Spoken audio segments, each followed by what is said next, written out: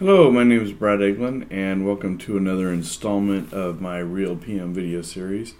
This time I want to talk to you kind of a video version of an article I did for Project Times.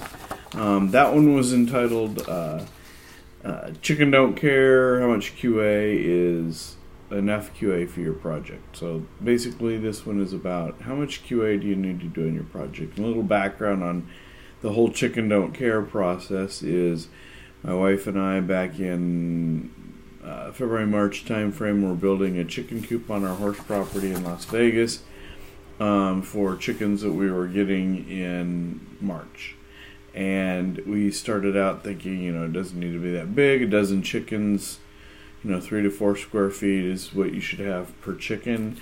So it doesn't need to be that large. But we were building it out of pallets that we had and chicken wire and 2x4s, and then we wanted to make it safe because we have coyote in the area, because we didn't want to lose. Chickens aren't cheap, and then when you get the food that you provide them on a weekly basis, they get to be kind of expensive until you've had them around for 2 or 3 years.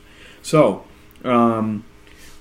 as we added on to the chicken coop, we said, you chicken don't care, we'll do what we need to do to make it work. And so at the end of the day, we ended up with this very secure castle for him that it looks pretty interesting for a horse property. It's pretty, looks kind of ranchish, which is good.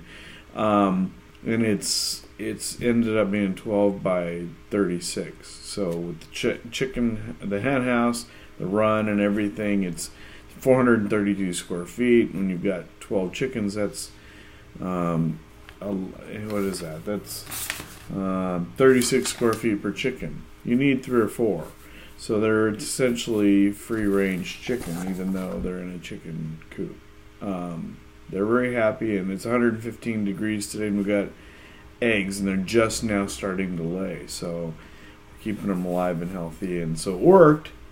But the QA process we went through worked for chickens, because chickens don't care. They got a brain about the size of my thumb.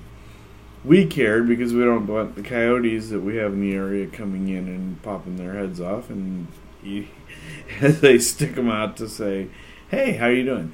But anyway, because that does happen. Right now they're bypassing our chicken coop and going to the chickens in the property behind us. So they're pretty secure and safe and happy. Let me move on to the main topic here, though. How much QA is enough QA for your project? It depends. I mean, can you do the same amount of QA for every IT project? No. I mean, you can plan the same amount or whatever, but it's going to depend on a few factors. Let's look at, and I'm going to pull this out of my experiences as a project manager mainly. Public versus private sector projects are going to be different.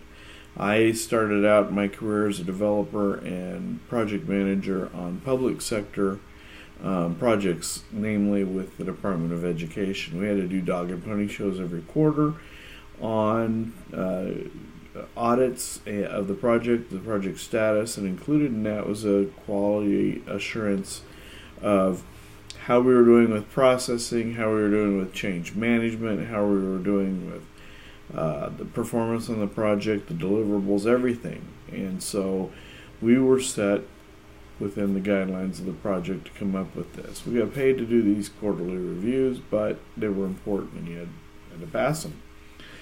So certainly public versus private makes a difference. I'm not saying you're going to do less with private, but it is a different animal. The dollar value of the project. Certainly on a $10,000 project, you're not going to do the same quality assurance that you're going to do on $1 million project. That doesn't mean you don't do any, but you certainly aren't going to spend $5,000 on a $10,000 project doing QA. You're going to spend $50,000 on $1 million project doing QA. Maybe more, maybe less, depends. But again, some of that's going to be up to the customer, which I'll get to here in a moment. The visibility of the project is important. If it's a highly visible project and your company is stepping into some new territory and new technology and all eyes of the world are on it, it's going to be a QA effort like no other. So your senior management is going to make sure that you have enough QA in there built in. You as the project manager better have enough QA built into the project plan, and the project schedule, and to the estimate of the project. Because you're going to be accountable to everybody, and the fingers are going to point at you if the quality at the end of the day and at the end of the project is not what it should be, and you produce an end solution that is not usable by the customer's end user base. Project client demands.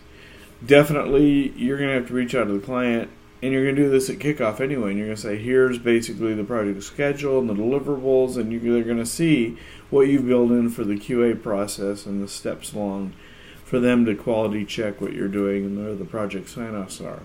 And they're either going to yay or nay it. If they don't, I've had clients who don't want to pay a dime for project quality assurance, and I've had others that, performance on the project and processing times and everything mean a lot.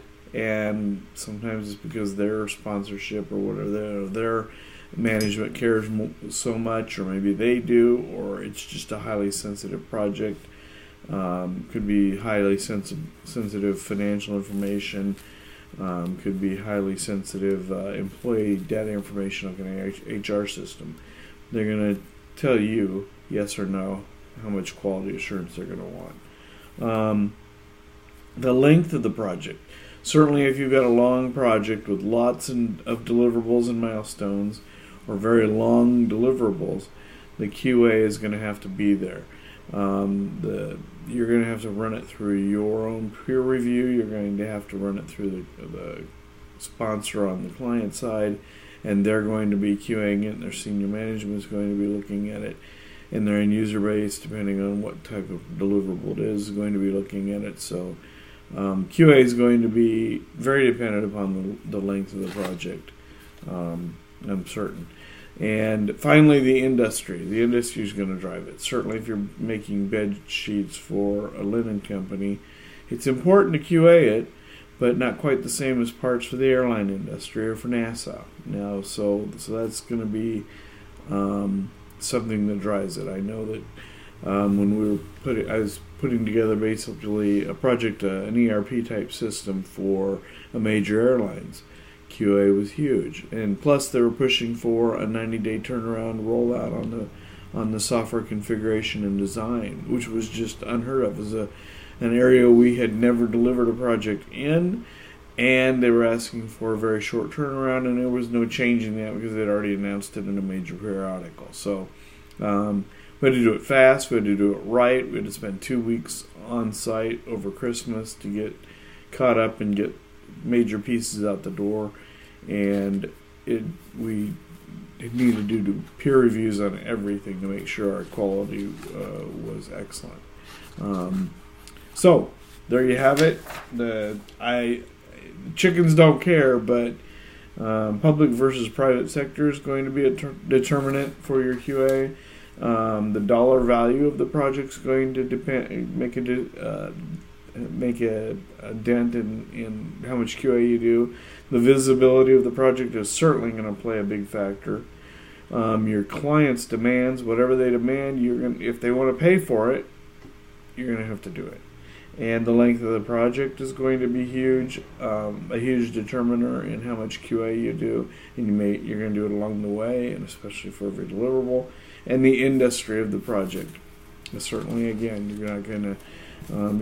It's important you have a quality pen that you produce, but not quite the same as shooting SpaceX sending up people in the future here to the moon or Mars or whatever. So the type of project is going to make a difference.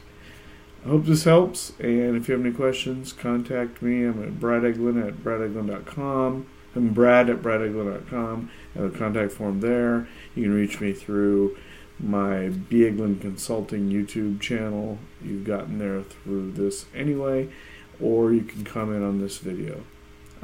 Thank you very much. If you have any questions or seek advice, let me know. Talk to you soon. Bye.